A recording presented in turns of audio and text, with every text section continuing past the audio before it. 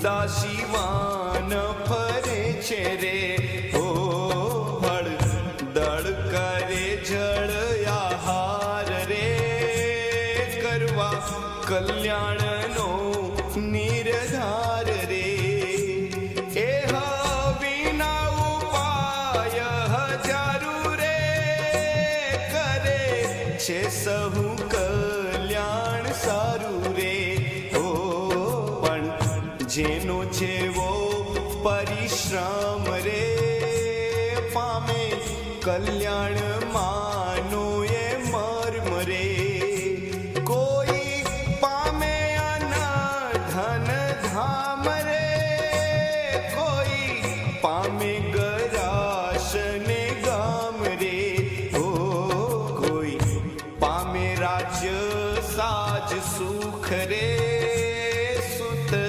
કલત્ર નહીં દેહ દુઃખ રે, એ પણ કલ્યાણ એક કહેવાય રે, સુખ માની રહ્યા છે એ માય રે, ઓ કોઈ પામે અમરાવતી રે, તે પણ પૂર્ણ માને છે પ્રાપતિ રે, શિવ બ્રહ્માની પુરીને પામે રે, માન્યું પામ્યા પૂરણ ભાંગી ખામી રે, ઓ એ વિના બીજા બહુ લોક રે, પામી સમાવી બેઠા છે શોક રે, પણ આત્યંતિક જે કલ્યાણ રે,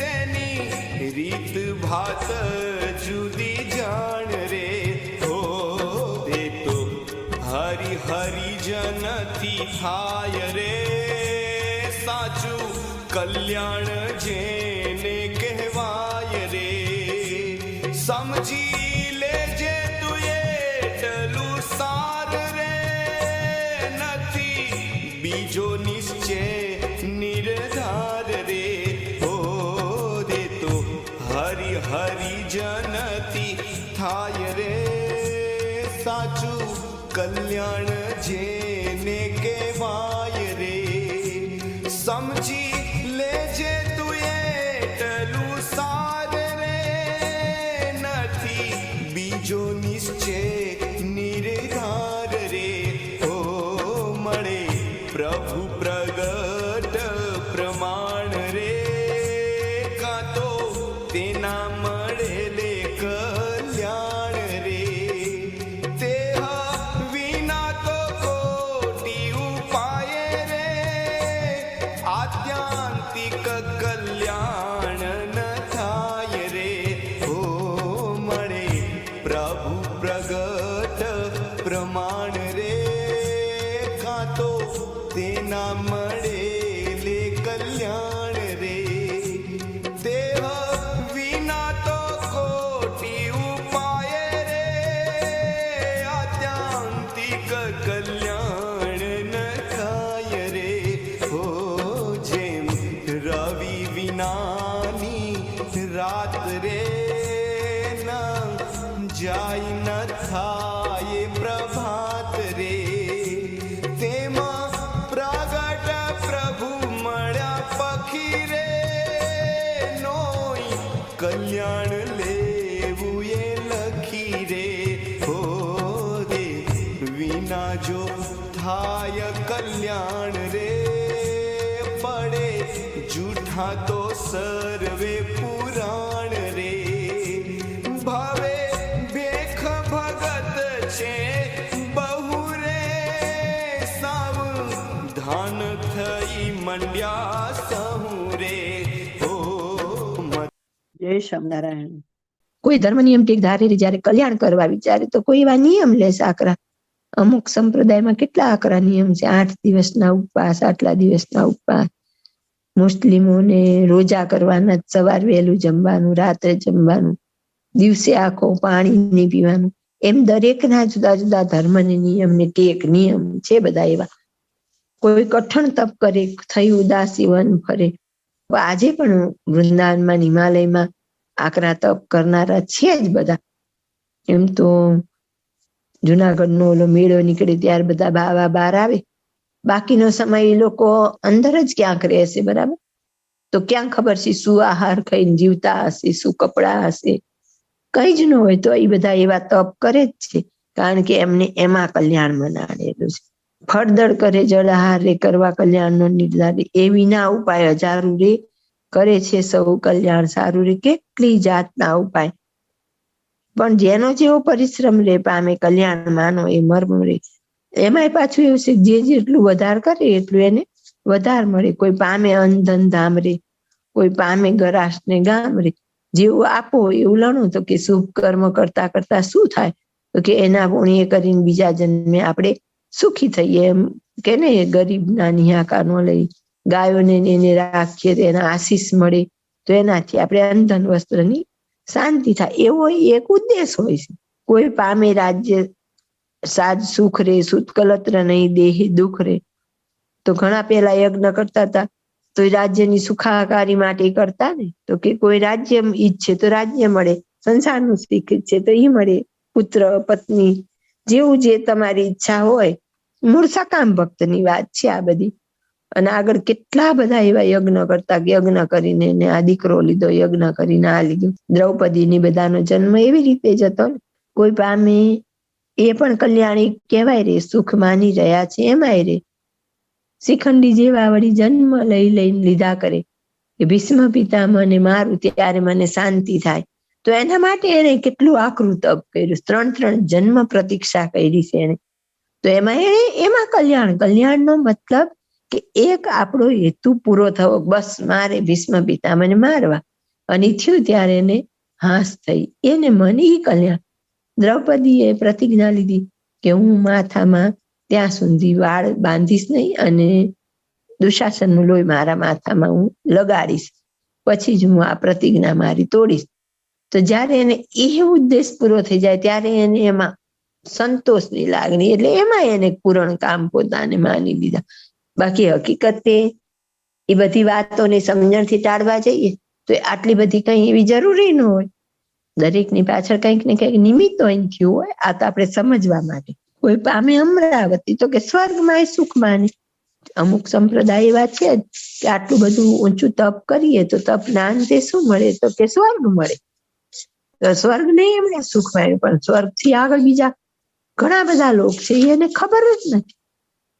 એને જે કોઈ ગુરુ મળ્યા છે, સંપ્રદાય મળ્યો છે, એના થકી એનો નિર્ણય જ નથી કે આગળ હજી ઘણું બધું સુખ અપાર છે.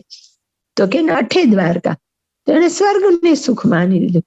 શિવ બ્રહ્માની પૂરીને પામી રે, માન્યું પામ્યા પૂરણ ભાંગી ખામી રે. દેવોના દેવ મહાદેવ કે બધા ઘણા બધા મહાદેવને માનવા વાળા હોય, પણ અંદર ઉતરીને પેલા કોઈ વિચારતું જ નથી, ચલો હું શિવને માનું, બ્રહ્માને માનું, રામને માનું, પણ મને અંતે પ્રાપ્તિ શું, એનું ફળ શું? તો શાંત ચિત્તે બેસીને વિચારે કે શિવજીને માનવા વાળો બહુધા વર્ગ હોય છે. તો ઉદ્દેશ પૂછીએ ત્યાં સુધી તો કોઈ એવું વિચારીને જ આ કામ નથી કરતા. તો કલ્યાણ થાય તો શિવજી તો કૈલાસમાં રહે. તો કૈલાસમાં કલ્યાણ કરીને જઈને શું પામવાનું, એનો આપણે વિચાર હોવો જોઈએ કે હું જ્યાં જઈશ મારું કલ્યાણ થશે, ત્યાં કેવું છે, ની પ્રાપ્તિ કેવી છે. તો એના માટે તો આપણે વિચાર કરતા જ નથી. પણ જ્યાં જેટલું મગજમાં આગળથી ફિટ થઈ ગયેલું હોય ને, ઘણી બધી પરંપરાઓ તો કુટુંબ પરિવારમાં આગળથી ચાલી આવતી હોય ને, એને જ આપણે એમને ફોલોઅપ કરી લેતા હોય, પણ એને આગળ પાછળનો વિચાર કરેલો નથી તો કે આપણે શેના માટે. એ વિના બીજા બહુ લોકો પામી સમાવી બેઠા છે શોક રે. તો કે મળવાના આનંદમાં શોક ભૂલીને બધા આનંદથી પોતપોતાનો જ્યાં જ્યાં પોતાના ઈષ્ટદેવમાં જેની શ્રદ્ધા હોય એ પ્રમાણે ભજન કરે. પણ આત્યંતિક જે કલ્યાણ રે તેની રીત ભાત જુદી જાણ રે. હવે કે છે કે આત્યંતિક કલ્યાણ છે ને એની રીત જુદી. આ બધું જ મળે. એકવાર સ્વર્ગના રાજા થઈ જવાય, મૂળ અક્ષર થવાય, ગોલોકમાં જવાય, વૈકુંઠમાં જવાય, આ બધું જ થાય. પણ એમાંથી જયારે અવધિ પૂરી થાય ત્યારે પાછું આ ચક્કરમાં આવવાનું. પાછો લખ 84 ફેરો રે, મનુષ્ય થઈએ, એમાં પાછા ભગવાન મળે, એમાં ફરીથી આપણે દ્રઢ આજ્ઞા ઉપાસના સાચા સત્પુરુષનું શરણું નહીતર આમાં આવીને પણ ઘણી જગ્યાએ ફંટાઈ જવાય. અહીંયાથી પણ જુદા જુદા ધામની પ્રાપ્તિ થાય. જેમ કે આપણે કહીએ કે બધા ધામના અધિપતિને અહીંયા તેડાવેલા છે. એટલે જ પ્રેમાનંદ સ્વામીએ કીધું ને, ગુણીને સંગે ક્યાંથી નિર્ગુણ થાય, જ્યાંથી આવ્યા ત્યાં પાછા સમાય. આપણે જોયું જિજ્ઞાસાનંદ સ્વામી વિરજા નદીના કિનારે કીધું, અમોઘાનંદ સ્વામી વૈકુંઠમાં ગયા કીધું, મહારાજે ગુણાતીતાનંદ સ્વામીની વાત, ગોપાળાનંદ સ્વામીની વાત, આ બધામાં છે. મહારાજ કે ને પૂછે છે કે અમે તો ત્યાં આપણા સાધુ સત્સંગીઓને બદ્રિકાશ્રમમાં જોયા, ના આશ્રમમાં જોયા, નહીં જોયા.